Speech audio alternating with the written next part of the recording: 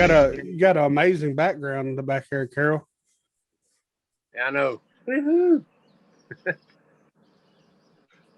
Yeah, and as always, Matt, he's a multitasker over here. Hey, I got to get these orders filled, man. Well, that's a good thing to have. Orders. Good problem to have. Yeah, for sure. How you looking on those, Matt? You getting close? Getting there. Is that order? Gate done. Is that orders from Transworld? Yep. Yeah. So I think it benefited you good going there, right? Dude, it was phenomenal. What about you? Did you get some ideas, Carol? Man, I was just happy to be back in that environment, like being back around the industry that I love, the people that are in that industry. It was just great to talk to people and, just networking. And Matt can tell you, I mean, he had a great show. He had great products and he, made new contacts and it was great. Large pizza. That seemed to be kind of everybody's mentality is, we were just happy to be there. Yeah. So I was stoked. I mean, a little bit different vibe in a way, but like, I loved it. Great.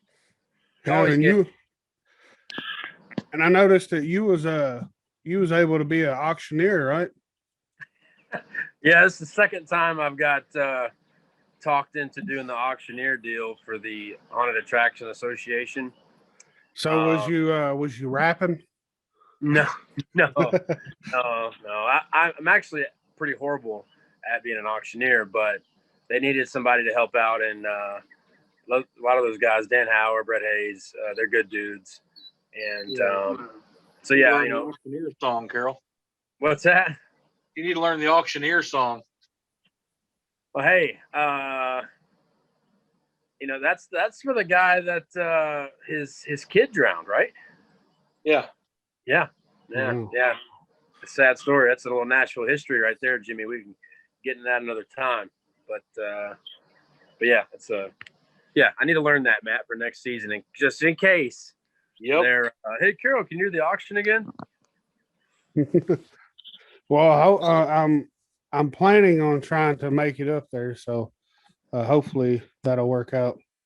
Dude, you should come up, man. It's fun, even if it's for like a day or two. Just come up and experience it. It'd be good to be able to, maybe grab some people into a room somewhere and we can record some stuff. Yeah, I mean it's full tilt, man. Like it's as soon as you wake up till you go to bed, it's nonstop. Matt can tell you that. That it certainly is. That week it's a very long week that goes by very fast. So it's a week long event. I mean, the show floor is open Thursday, Friday, Saturday. Is it Thursday, right, Matt? Yeah, Thursday, Friday, Saturday, Sunday. Yeah. Sunday it stops at what, like 1 or 2? Stops at 2 on Sundays. But I mean, some people get there on Monday. Some people get there Tuesday. Usually get there with bigger booths and stuff like that. Have to get there on Monday just to have time to get set up. I guess too, probably a lot of people probably just hang out and stuff, right?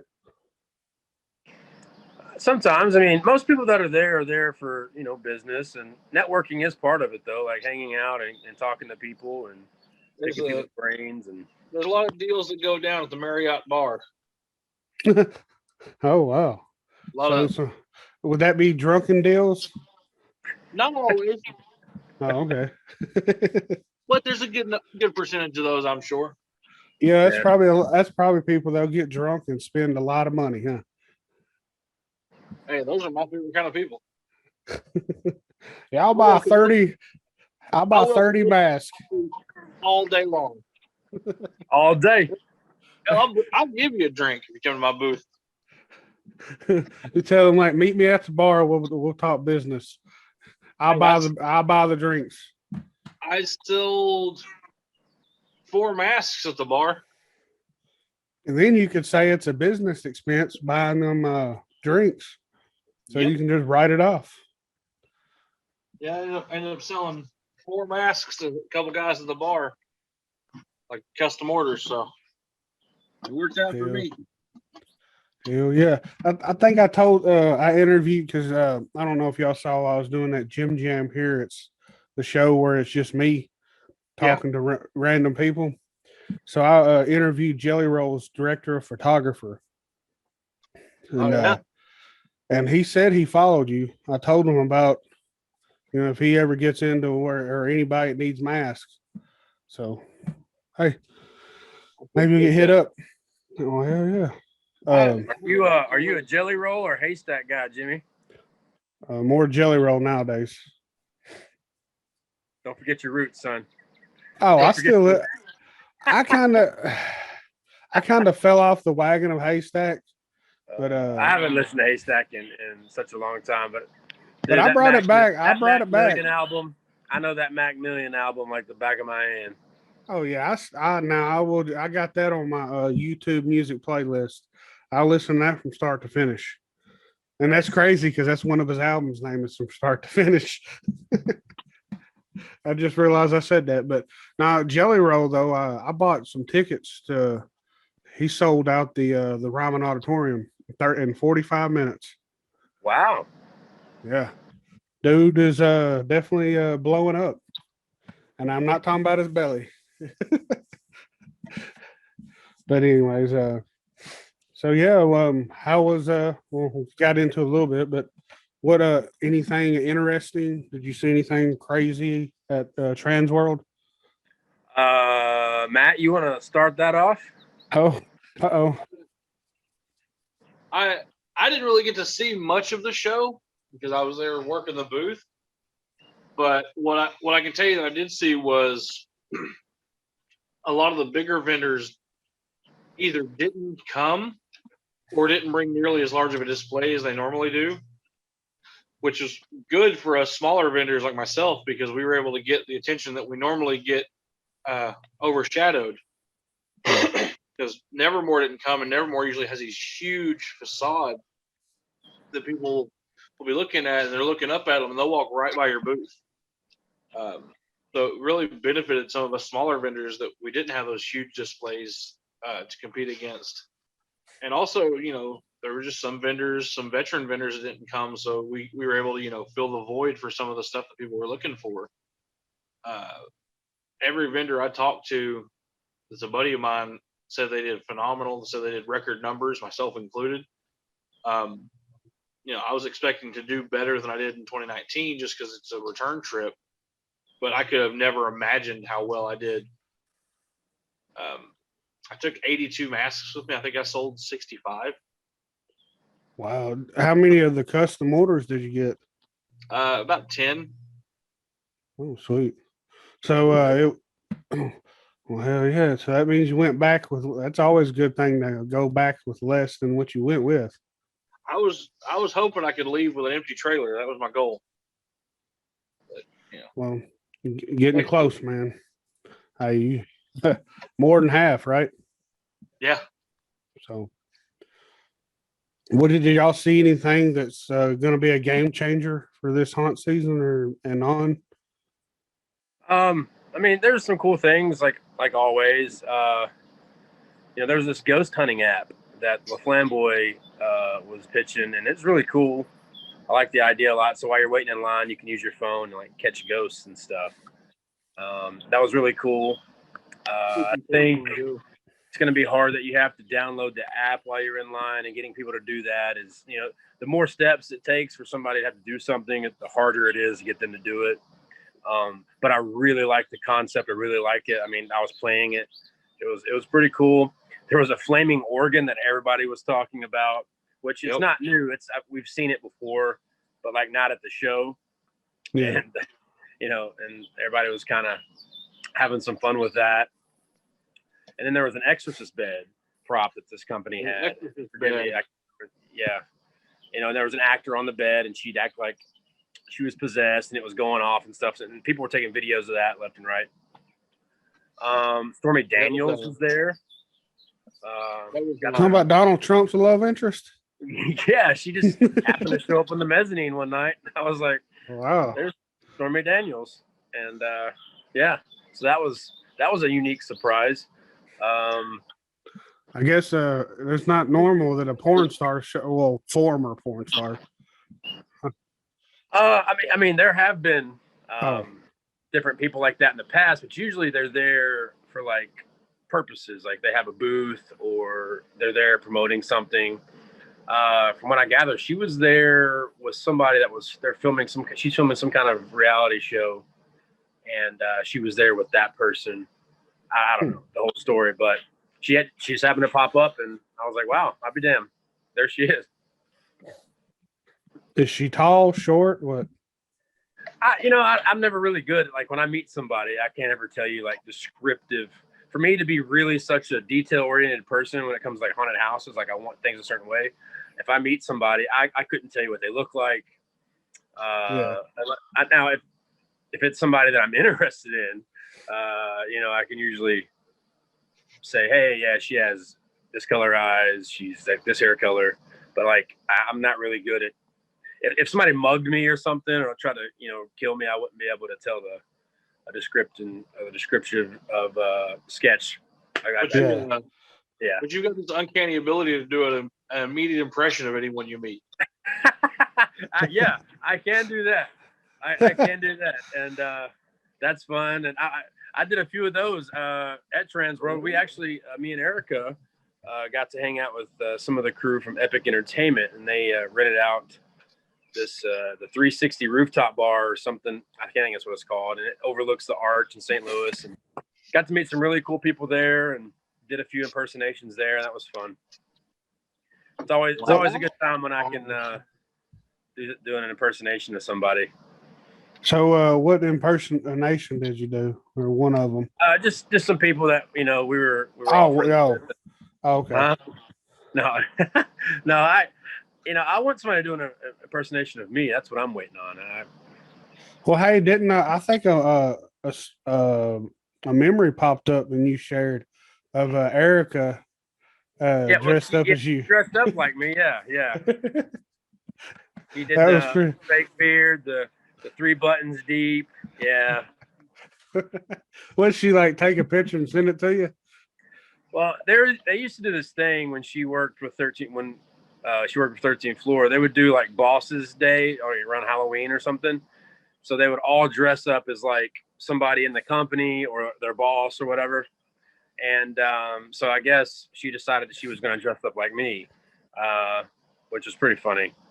I got to give her credit on that one. But I've never seen anybody do like an impersonation of me. Oh, okay. See what I'm saying?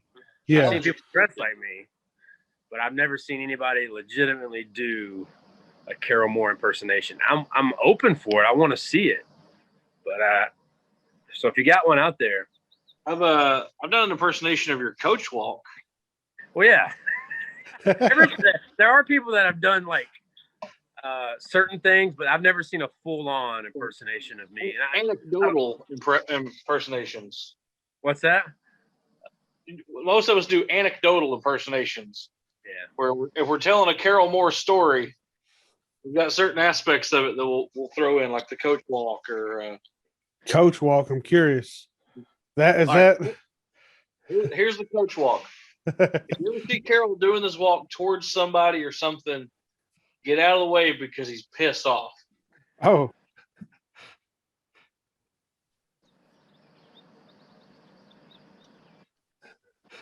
He slightly lean forward. He makes a beeline for where he's going. And if I point at you, Jimmy, and I'm talking, it's usually not good either. Oh wow. Huh. So I almost did that. Almost hit this guy with a can of spray paint. Hell, they piss you off that bad? Yeah, oh man, I'm not gonna name his name. God bless him, but he's put me through. He's helped me with my anger issues over the years. Let's just say that. So you continue to work with him? Not. I mean, I'm cool with the guy, and I talked to him the other day actually. But no, like after the first year at Death Yard, I was like, "Hey, man, you just don't listen. We can't do this." So. If he listens to this, he'll probably be like, "Yeah, you talking about me?" He knows. I'm just not trying to put his. Oh no! I'm not gonna tell you. He knows exactly who he is, and he'll be the first to tell you. There's no. I'm not saying anything he don't already know, or I won't say to his face. You can ask Matt Scott that. That's true. I've seen it. So, I put my hands on him one time, not in like I grabbed his shoulders just to kind of like listen, like you need to. And then everybody thought I was gonna grab him and do something, but I wasn't gonna do that. Yeah, probably wouldn't have been no good. No, we don't need Carol going to jail. Hey, Carol, these days you can't whoop nobody's ass. Yeah, you can. You may go to jail for it, but you can still whoop somebody's ass, Jimmy. Oh, well, that's what I meant. That's what I meant. Back in the the early 90s and around that when we was growing up, you can whoop somebody's ass and they just take their ass whooping and go about their business. Yeah, I mean, I really do. I try not to get in altercations. I really don't like doing that. And I try to keep a level head, but there's been some points where I just go over that, and certain people. We all go to the lower board. Oh yeah, I couldn't imagine, doing what you do, like, or you, Matt, because y'all both have to deal with, especially when you're doing makeup, you probably have to deal with some special kind of people. And Carol running a haunt, same thing. I mean, I'll give you a quick story. We're at the Nashville Haunted Woods, and a customer ripped a pitchfork off the wall. Like, he grabbed it, it was screwed to the wall. He grabbed it, ripped it off, and started poking it towards one of our actors, who's a good friend of ours, Jamie Gabbis. And we get call on the radio, and he shows up at the exit with this pitchfork in his hand. And I just run over there and I just snatch it from him. I said, "What the? Is your problem?" He said, "Man, I don't see why y'all are so freaking out." It's like, I didn't do anything. I didn't stab her, anything like that. I was like, "That's assault, brother." Like I was hot, pissed off. And yeah, I mean, sometimes you don't ever want to pop off on a customer because you never know who they are. They could make somebody, get you shut down. Know the codes people, get you, you never know who you're talking to. So you got to really watch what you say and do with customers. But if a customer has a weapon or a tool that they're trying to use as a weapon to hurt somebody that works with me, and that's actually a friend of mine too, like I'm not going to play that shit, like that's not cool. Hell no.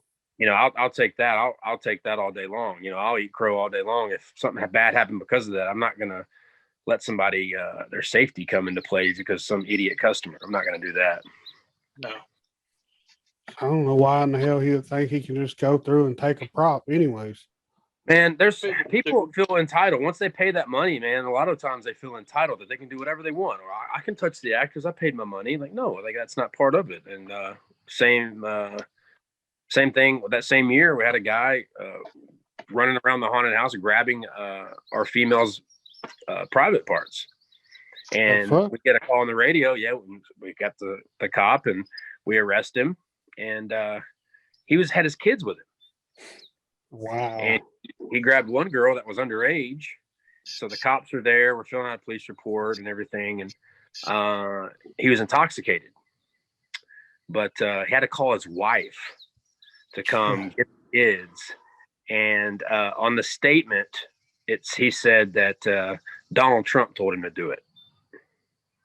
That was his reason for doing it. So this dude was out there, man. You get the craziest of the crazies, and see. But the thing is, we had security, we had police officers.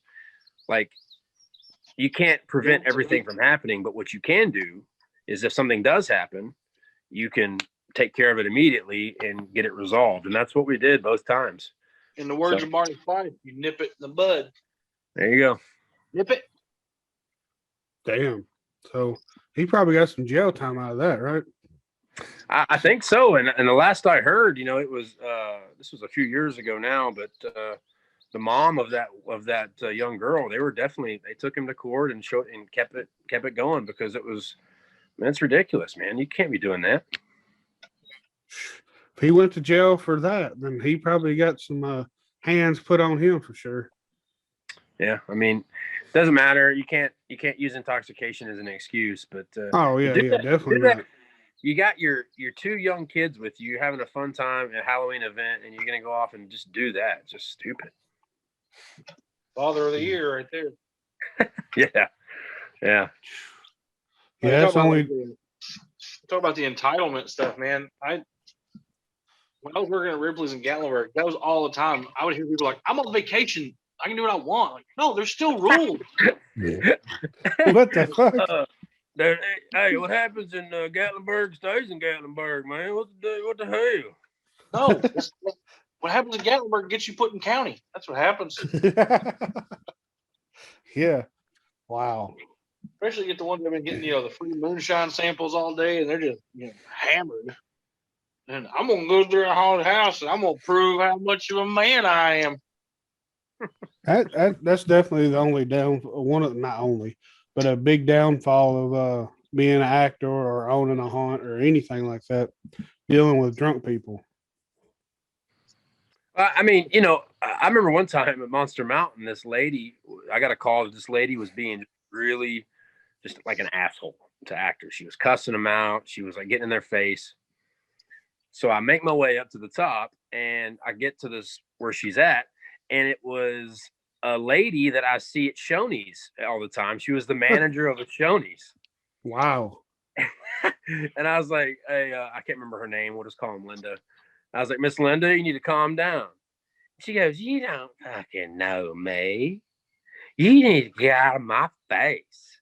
And you don't know, how does he know my name? And she just kept on and on and on and on. But then, like, a week later, I go into Shoney's, and there she is. She's like, hey, Kara, how you doing? I was like, you don't remember seeing me the other night? She's like, where? I said, at the haunted house. She said, you weren't. No, you weren't. I said, oh, yeah, you were gone. I got a radio call to come take care of an unruly customer, and it was you. And she was so embarrassed. She got so red in the face. Oh, she was so embarrassed. But she don't remember any of that. Damn. And I know some people, liquid courage is a thing. People are terrified to go in a haunted house, or they have past trauma that kind of, they don't want to get, PTSD, I guess. But sometimes people overdo it. And it's really the people that they come with that need to take action, because there's always at least one person usually that could, hey, you need to calm down. Let's get your shit together. But sometimes that doesn't even work. Yeah. That's always my thing. I tell anytime I have to stop a group or anything like that, there's got a belligerent person in the group. I call out the rest of the group like, hey, it's your all's responsibility to keep an eye on them. If I have to stop them again, you're all leaving. Yep. And then usually 9 times out of 10, that'll settle it down, because they're like, hell, I don't want to get kicked out because you're being a dumbass. Yeah, and it's usually the one person that ruins it for the whole group. Yep. It's usually one person that just does something stupid. And, but I had a time at Nashville Nightmare. I went with me, my wife, and my sister. A couple of my sisters and their friends were pretty drunk. And I was about to lose it on them going through, because they were going through, picking up props, taking pictures in the haunt, and just all kinds of stuff. And I'm sitting there like, what the fuck, man? We're going to get kicked out of here. And then I'm thinking, that's a time, I believe, when both of y'all were working there. And I'm like, the fuck, man, I got friends that work here. They need to fucking chill. I don't want to be like. I guarantee it. we probably heard about, there's a radio call all the time. Somebody's grabbing props, somebody's taking pictures, like.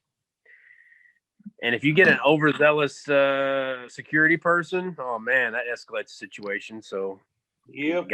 got to keep them away. Talking about a rent-a-cop? Yeah, well, some of them that wish they were a cop, so they worse than those. Worse than those. That we had some at Nightmare, man. They were, I don't even know what really to call those guys, but man, golly, bad news. They would do like. They would go like shoot on the weekends and like practice like doomsday techniques, like in case they hit the fan. Like all for being security at Nashville Nightmare. Man, dude, that's Matt. He was there. Without fail, when something happens and you need them to be there, they're somewhere else. Because when they hear a real call come across the radio, they know that they can't handle it, and they're off hiding somewhere. Oh, I was busy taking care of the fog machines. Why is security taking care of the fog machines?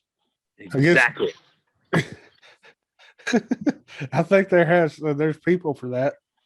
Yeah, but after that debacle with those ding dongs, we started getting Metro Police. We got to have some kind of a program where you can hire them to come out.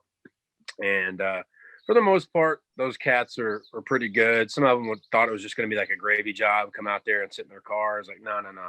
You need to patrol. You need to be walking up and down, making your presence known. That's the real reason you're here. We want your car here. We want you walking around, making sure people don't act stupid when there's police around. And if they do, they're idiots. And they make themselves known pretty fast. So I'm sure there might be some cops that come down there that probably enjoyed working there. Oh, yeah.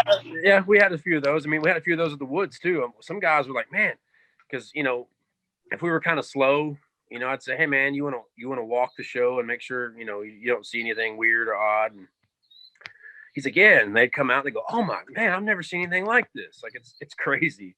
And we even had some come out to the woods and, say, hey, if y'all want to do some training, like we had a mass shooting exercise out there in case, a mass shooter showed up and, what to do out there. And because we had the lake right there too. So somebody could have pulled up on a boat and done something stupid. And we kind of got Metro out there. We talked to them about what we need to do and kind of create a plan. And that was kind of cool to get them involved.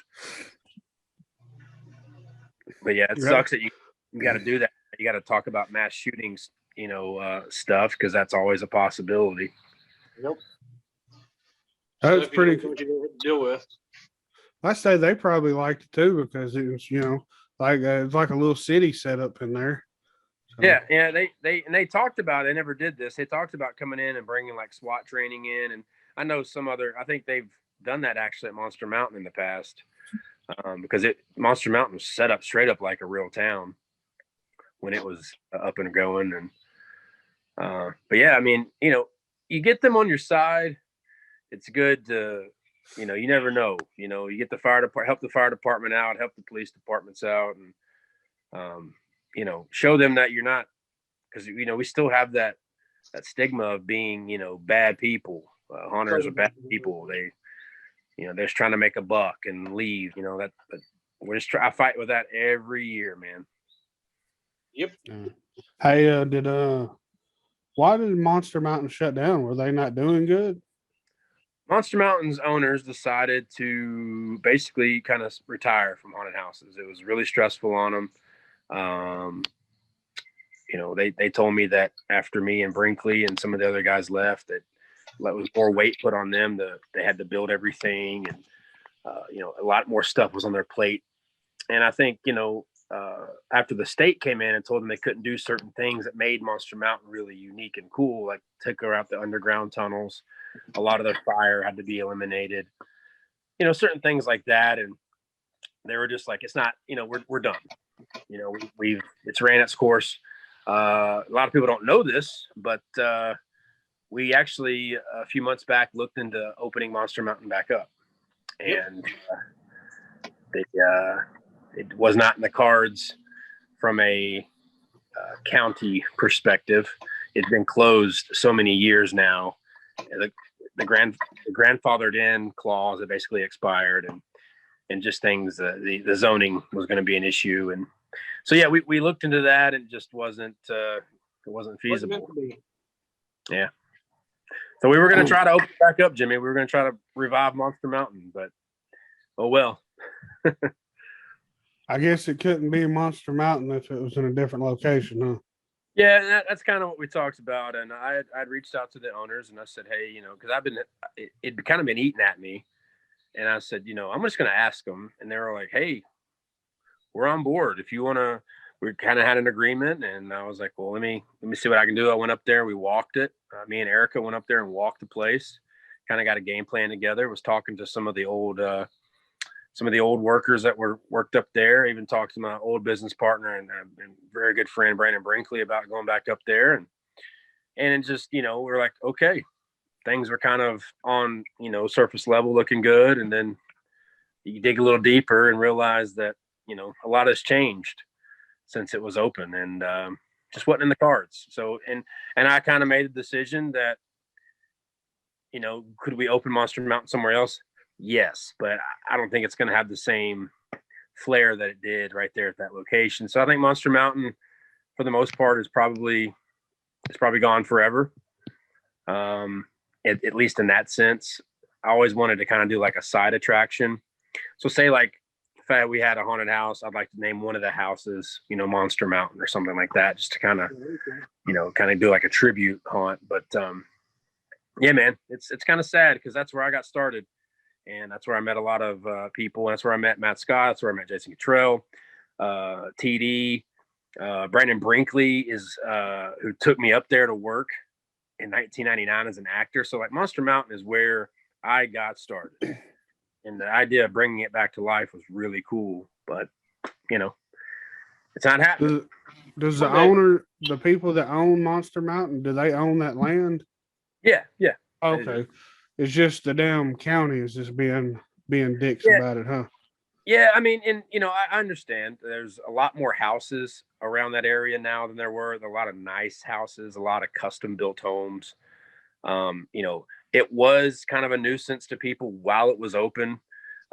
People flying down the road, traffic. Monster Mountain was never supposed to be as big as it became. Legendary status, right? Yeah, it was. And what kind of sparked all this was I made a meme last year. It said, kids will never know the feeling of pulling up to this place on a cool October night. And it showed Monster Mountain's facade and the flames shooting up. And that thing went crazy. I think I had over 1,500 shares or something stupid like that. And so, yeah, people miss it. But, just like I miss the old slaughterhouse, the one that used to be, they move every year. Neely's Bend Haunted Woods, the old Death Valley Haunted Woods, the old Horror High. I miss Opryland. Like there's things like once you get to a certain status and then you take it away, like it starts to develop I don't know, almost like a legendary type deal. Like, oh man, there used to be this place. And if you try to explain Monster Mountain to somebody that's never been, they're looking at you all crazy. Like, there's no way that place existed. And you're like, oh yeah, it was a real place. And people think that's crazy. Well, I'm fortunate enough. I got to went 2 or 3 times, just like I was fortunate enough to go through Death Yard. Sorry. Yeah, you're good, man. I know what you meant. Yeah, man. You're one of the few. Oh, it was so good, so good. I don't need to beat the dead horse, but I'll always tell y'all that motherfucker was one of the best haunts I've ever been through, and my wife even agrees. So yeah, but and I'm so thankful that existed because I got to meet y'all. So yeah, man. So hope, like I said, we was talking about the cryptocurrency thing. Hopefully that pans out, and hell, maybe we have enough money we can make a Monster Mountain just like what it was in just a different location. Man, I tell you, dude, like just I mean, there's so many things that made it like I don't even think you could ever duplicate it. It's kind of like Opryland. There's no way, even if Opryland opened back up, it wouldn't be the same. I mean, it's just one of those things. It's probably just left that it stays buried and dead, and It's like trying to catch lightning in a bottle, man. yeah. And sometimes it's better to leave it that way and not, fall short of what it was on a second attempt, and then you've got this stigma of, oh yeah, it was great back in the day, but then these other guys try to do it, and it just wasn't the same. Yeah. Well, with Carol and Matt, and I'm sure Brandon Brinkley would be on board. If y'all all got together to make something new, I'm sure it could be just as great. So, I mean, there is a crew. We got a crew just waiting in the wings, man. Like we could just be like, hey, let's rock and roll, and they go, where are we going? When? Yep. I was there yesterday. Like I'm ready, and that's really cool because I've done a lot of different haunted houses in the Tennessee area, and I'm working in Knoxville right now, and there's a bunch of people that I work with here in Knoxville market, and that I'm friends with, and I would love to do a show with those guys, some of those guys, and like each year you meet new people, and you're like, man, I would love to work with this person. I would love for them to be on my team, and everybody has that one little thing or many things that they can bring to the table and make it completely kick ass. And that's what made Monster Mountain special. That's what made National Nightmare so special. It's like you had a bunch of talented people and they all brought something to the table and created this ultimate thing. And, and I think that's missing now in a lot of shows. That's the downfall of also, I think, sorry to interrupt you, bigger shows as they got a lot bigger than they was. For instance, Nashville Nightmare. I'm not talking shit. Don't get me wrong, but that show is not near as what it was when I first was going to it. I don't really go no more because it's too mainstream, I guess you'd say, or too I don't know, too corporate. Maybe commercialized is the word. I don't know. Yeah.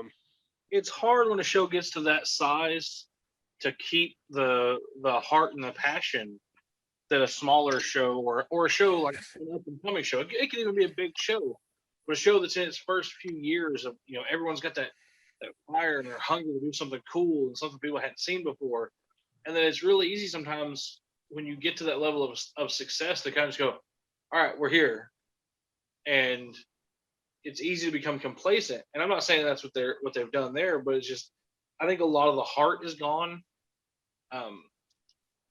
I know that was part of the reason why I wanted to leave in 2019. Is like I wasn't having fun anymore. Like it felt like I was going to work. And, yeah, but say it become a job. And I wanted to step away before it really burned me out and made me not enjoy haunted houses, because I would hate for that to happen. Like I not only have I just invested a lot of time, I've invested a lot of money in doing haunted house stuff. Like if I ever got to a point where like I don't ever want to do this shit again, I would be upset. Yeah, I was getting to the point when I was going to Nashville Nightmare where I was just like, it's too expensive and just not. I don't know. Like I said, it wasn't scary. I know that it got to the point where I wasn't getting scared. I wasn't enjoying myself. Well, and like Matt said, you get to a certain size and it's hard to keep people satisfied. It's hard to do things that you used to do, like, smaller haunted houses. I mean, a lot of people, even when we were working at Nightmare, like, oh, such and such on the road is better. They didn't cram us in there like cattle. And it's like, well, we would be there till 4 a.m. Yeah. You do a 5,000 people in one night. You can't give everybody a theatrical show where they do a big monologue in each scene. Like, would that be cool? Yeah, it's just not. You can't do it. So Nightmare has, fell victim to success in a way when that does happen. Nightmare is still the best in town. I don't know anybody that's better than Nightmare. Do you, Matt? I mean, 100% best in town still. yeah. And like you're saying, when you get to that level, it's hard sometimes to maintain more wow factor every year because you're doing such big things and so many things that you've kind of you get to a point where you've almost tapped out stuff to do because you're doing so much each year that by the next year, if you don't have 40 or 50% of your show revamped, then people are gonna be like, oh, this is all the same. Yeah, it's hard. Yeah, it's hard. It's hard to keep something like that living and breathing. And I mean, a show that massive, a show that's been, and that's actually been running, over 10 years now. Yeah. Yeah. So, I mean, kudos to those guys for sure. And I know for a fact, every haunted house in the Nashville area wants to be as successful as Nashville Nightmare. And there's certain haunted houses in the state of Tennessee that want to be as successful as Nashville Nightmare. And there are haunted houses in this nation that want to be as successful as Nashville Nightmare. So you should want to, because it's a successful show. Exactly. So although certain hardcore fans like yourself, Jimmy, may not see it as it once was, because it has to change, it has to evolve, just so it can function. Mm-hmm. But you got to look at it this way, Jimmy. You were able to go at a time when it was on the up and growing and becoming what it is, and you got to see it grow into something so kick-ass and so fun that you win every year. And, sometimes it sucks, but you got to look at the positives too. And, like we've said several times, Carol, like, I don't know if Nashville Nightmare will ever be able to replicate 2016. Yeah. There was just something magic that year. Like, it was weird. You could, it's weird because you could feel it in the air. I'm not even kidding. Like, there was some sort of just magic, like people, like it was intoxicating. People, even the customers were just like, oh man, like just eating it up. It was insane. I've never seen anything like that. The only time I've ever seen anything like that was in 2007 at Monster Mountain. I mean, that was the year we did the 5,000 people in one night. That was the year we broke the national attendance record. And it was stupid busy. In 2016 was the crew there? Was it all the crew that y'all are really tight with at that point? Oh, we had some. I mean, you had William Steed was there, John Steed was there, James McKee was there, Rosak was there, Cameron was there. Golly, we had some of the Death Yard crew there. That's when Death Yard merged with Nightmare because we had just shut down. There was talented people that have been in Nightmare since day one, since our first day in the building in 2011. So like, they already were on the up. We come in, we just added to that. And then more people that we didn't even know came in, added to that. And like, It was 2016 was just a crazy, like Matt said, it all was just something just exploded right then. And it was great. I'm so glad I was a part of that. Yeah, me too. Sounds like in 2016, a whole lot of love was going on, and like love for the business was going on there, and that probably is what helped it blow up like it did. So, would you say that 2016 was probably one of the most successful years for it, or up until then, of course, probably attendance wise, yes, but I mean, with their emphasis on bars and non-traditional revenue or NTR, there's no telling, they may be making more money now than they were in 2016, less attendance, but I mean, admission's gone up. They've added bars, they've added more retail, things like that, photos. So there's no telling, when it comes to what do you deem successful? Like, some people go, oh, I did this many people, and some people are like, yeah, well, I don't want to do that many people, I just want to make more money. Right? Like Ben Armstrong had a funny story. Ben is one of the owners of Netherworld, and we were in Six Flags in St. Louis. We were doing the behind the scenes haunt tour at Transworld, and we were sitting there waiting in line, and he happened to be behind us, and we were just chit chatting. And for some reason, the United States Postal Service had a booth at Transworld. What the hell? Yeah, and he was like, "So what's going on?" You know, I got my business. yeah, and somebody goes, "Do you want to triple your sales?" And Ben goes, "No, I don't." And the way he told it was just so funny because this lady was like, "What? You don't want to triple your sales?" And I was like, "Man, could you imagine if Netherworld did triple what they do?" Ben's like, "No, I don't want to triple my sales. Thank you." That woman did not know who he was. Yeah, like if you triple your business, it would be ridiculous, you know. But it's just funny. He's just so honest. He's like, "No, I don't want to triple my numbers because there's no way we'd be able to function." So it's just, yeah, success it deems differently by different people. So who knows?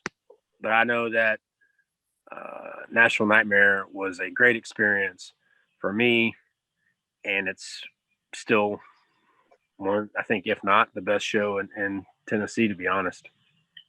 Yeah. Well, I met, like I said, with y'all with Death Yard, I met quite a few friends from National Nightmare as well. So, I definitely do not regret going to that place or that haunt.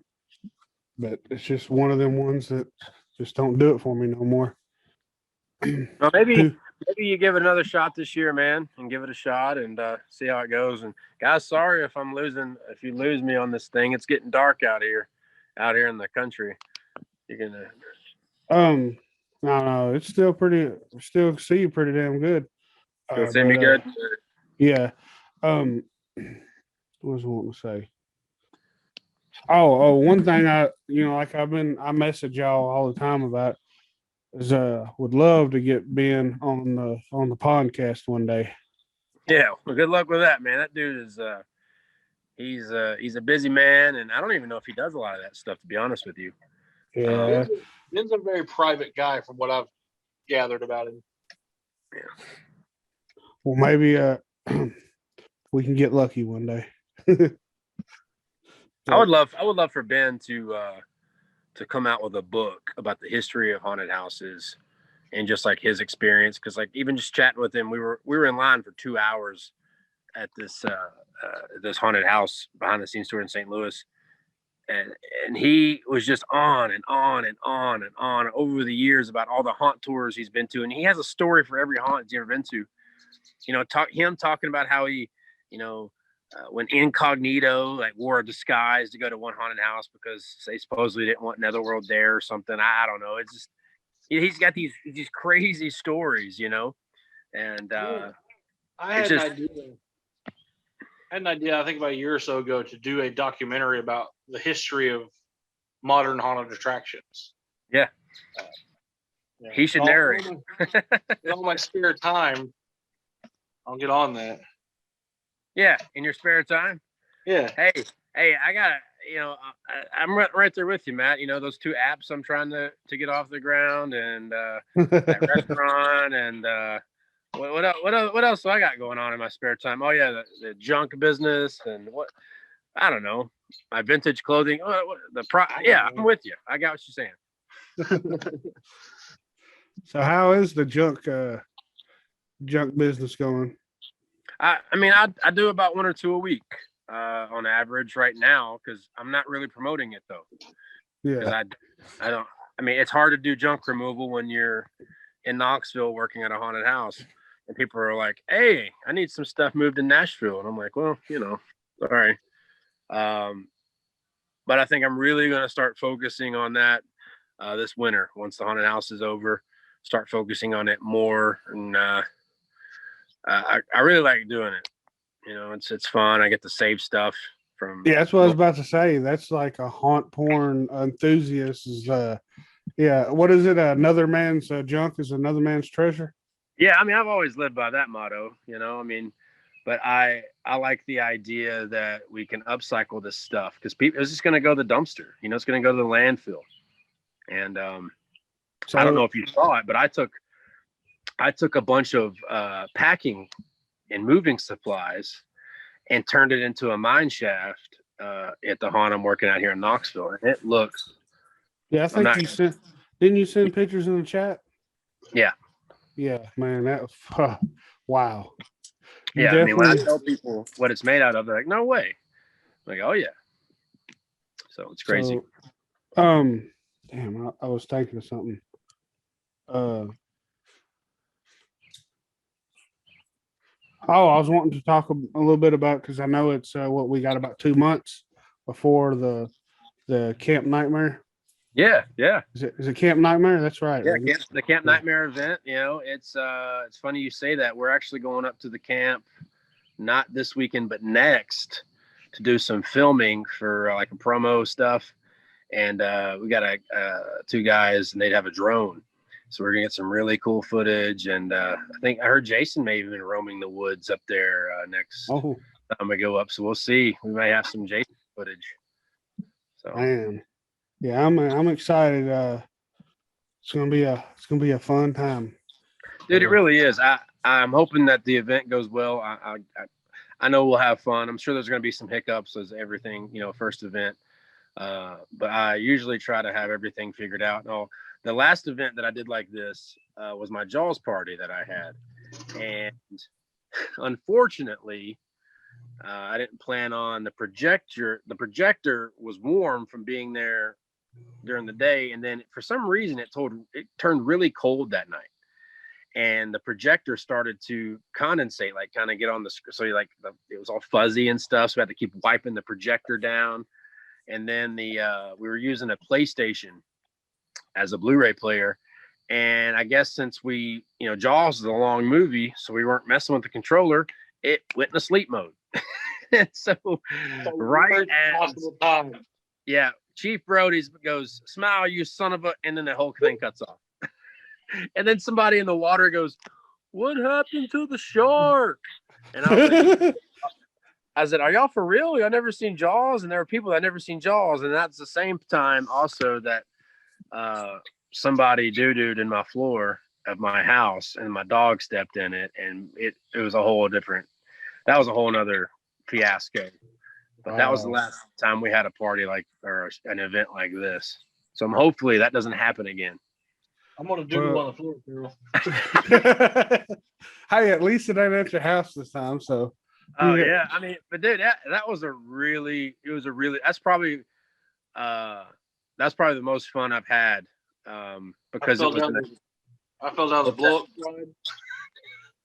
The blow up, dude, that was fun, man. I got all the way to the top and lost my footing. Just all the way down the dude. I've never seen Nick Huntsman so happy in my life when that dude was going down that thing. It was fun, man. It was a great time. So y'all had a big inflatable slide? Yeah, we rented an inflatable water slide. Oh snap! Yeah, so so you're wet already, and you go down, and you got a big pool of water, and Matt was climbing up it, and then got to the top and lost his grip, and it was funny. It ate up my back, man. Like, because the steps had like tread on them, so just the whole way down is just shredding my back. Damn it! I'd been drinking, so I didn't really notice that. Hey, dude, didn't we float 2 kegs or more? It was we were having a good time. At least 2 kegs. Yeah.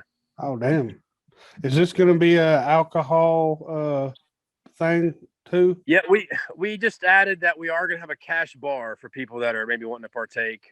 We're going to have some themed drinks, so we're going to have a little cash bar action, maybe a little Venmo, so you can Venmo for that. And yeah, the place it's located really doesn't allow alcohol, so we're going to have to kind of do a sneak attack on that. But I think, first year we just kind of play it there and see how it goes. We don't want anybody to get too crazy drunk anyway. Yeah. We want to try to kind of keep it chill, keep it fun. Well, yeah. So when are you going to announce the location? It'll probably be, I think we said 2 weeks before the event. Okay. So that'll give, we told people that are flying in, we kind of gave them, we didn't tell them where it is, but we told them, if you fly into Nashville, you're going to rent a car. It's going to be about 2 hours away from Nashville. And So they kind of get the idea, the general area. So the reason why we're not telling people where it is yet, we don't want people Googling it and like kind of, or even just driving there and going, oh, what, I want to see what it looks like. So we kind of want it to be a surprise as close as we can. And some people maybe, they may not be able to hold it, but dude, when you pull up to this place, it's legit Camp Crystal Lake, man. I'm not even kidding. It looks legit. Yeah. Well, you showed a couple pictures in the thing for it of the outside of it. It looks awesome. Yeah, it really is. And the old camp, the abandoned camp, has been abandoned since 1979, I think. So we're gonna check that out too while we're there. Yeah, dude. That's part of the whole experience. So you're gonna have you and your teammates go up there to solve a mystery. And so this is like it's gonna be like kind of like a what's the things called motherfucker, like escape game. Escape game. Yeah, it's like an escape game mixed with capture the flag, mixed with I don't know. Yeah. So the whole time you're trying to solve this mystery, Jimmy, you may or may not have somebody by the name of Jason stalking. So when he kills you, it's like capture the flag. Is that what it's going to be? Yeah, kind of. I don't want to give it too much detail, but yeah. So you'll have a certain amount of lives, and once you run out of lives, then you're SOL. At what point does Ernest show up? That would be amazing if someone dressed up like Ernest. Hey, I got a guy who looks just like him. I'll see what he's doing. I ain't gonna get this camp. What if that guy was able to be the Tommy Jarvis of the Camp Nightmare? Oh man. Be Ernest P. Worrell is yeah. That'd be funny. Finds a dead body. Yeah, maybe when he takes his mask off, Ernest looks at his mask or looks at his face. Somebody needs to mash that up. I was just curious. I think that might be a new YouTube video, Carol. Ernest goes to Camp Crystal Lake.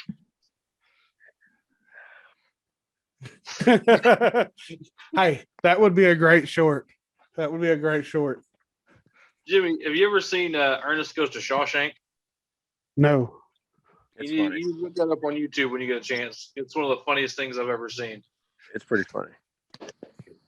Well, I'm going to pull that up now.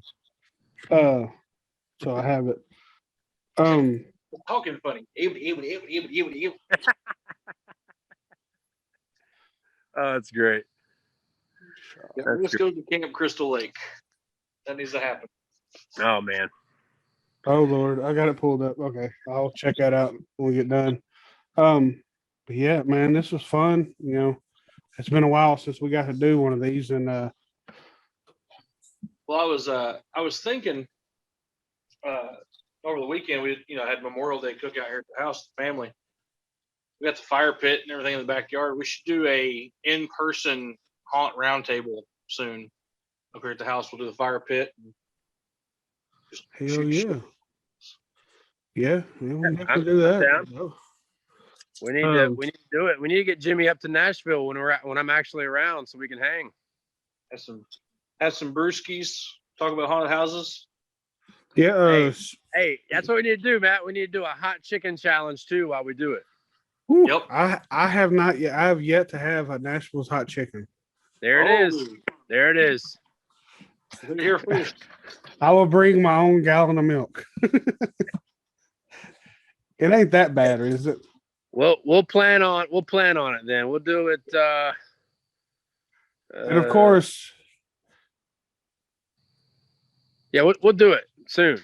Maybe towards the end of June. Yeah, hell yeah. Of course, we'll have to get the Prince's chicken. Yeah, you gotta get the real shit. Yeah, I'm not gonna do this without Prince's, man. Come on. Yeah, no Hattie B's. Don't get me started. I told Courtney had a friend in from Illinois over the weekend. She's like, "Oh, we took her out to give her a taste of Nashville." They sent me a picture of a Hattie B's cup. I said, that's not even a smell of Nashville. That is That is like Nashville 2020 or 2019. Like, When did Nashville start getting all the people from like New York and LA coming down there? 2015? Somewhere in there. I know where I live now, that started to really change around 2014, 15. And then 2016 is probably when it started to really go crazy. That's when you started seeing a lot of the cranes pop up. Somebody said Nashville New Skyline and it had nothing but cranes. That was a pretty funny shirt. It's bad when people are going, yeah, I was over on Demon Brewing the other day. And I was like, Demon Brewing?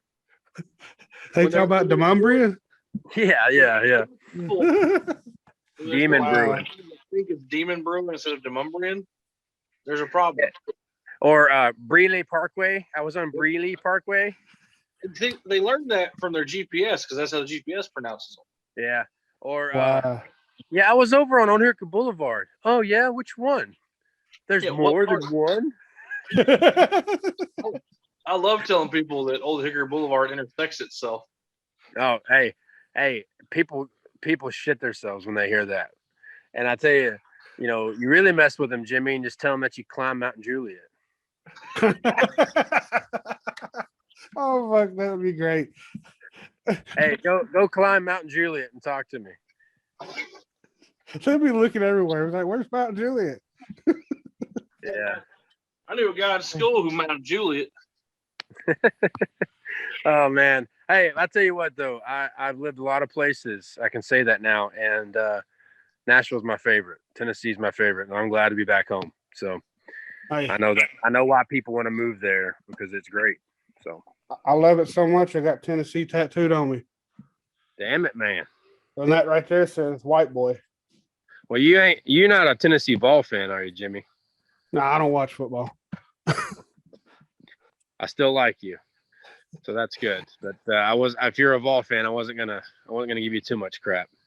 Oh no, I don't. Yeah, just sports just don't do it for me. Most sports I watch is wrestling. It must be painful being a Vols fan. Hey, if it ain't, I try to make it as painful as I possibly can for them. Hey, but going back to the beginning of this call, I got this because Haystack. Oh, did you? Yeah. I didn't want to get CWB, so I just got white boy tattooed on me. Man, I tell you, Haystack was my high school jams right there. Yeah, same here, man. Dirty white boy. Before my father-in-law passed, well, it was when I first met him. He saw my tattoo and he's like, "What'd you do to put that on there?" He said, "Don't forget you white." Old country.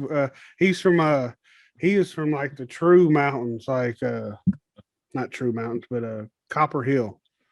Copper Hill. Yeah. Trying to think. I think that's in East Tennessee as well. It might be. Matt, you're more the East Tennessee guy. Where's Copper Hill at? I know I've heard about it. Can't tell you exactly where it is. See, Matt Scott is Matt. Even though my mom lives in East Tennessee, Matt Scott is from East Tennessee. So anything East Tennessee, I swing it all by old Matt Scott. I'm like, as far East Tennessee as you can go and still be in the state. Yeah. Let me see where it's close to. I just pulled it up. I grew up 15 minutes away from Copperhead Road. Oh shit. It looks like it's I'm not seeing nothing. I know Johnsonville, Blue Ridge. Okay. It's in that area. It's over close to Cleveland, Tennessee. Ah.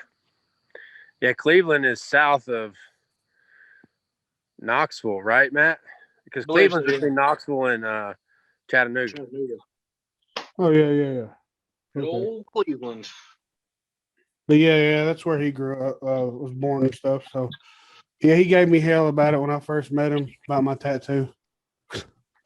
Hey, Yeah, I see my tattoo, Jimmy. You have tattoos? No, I don't. I was about to say. It's like, oh hell. I've got 2 of them. Yeah, I want more. I was actually wanting to cover this up, but I'm just the type I don't know what I want, so I just never done it again. Oh shit. Well, Jimmy, we need to do this again soon. We need to do it in person. I'd be down with that. Matt's a good idea, and we can just kind of shoot the shit, eat some hot chicken, and have some fun, man. Kiss a carol while our mouths are burning. Oh, oh hell yeah. Appreciate y'all for listening, and yeah, tune in next time. Absolutely. Later, dude. I'll see y'all, man. Y'all be safe.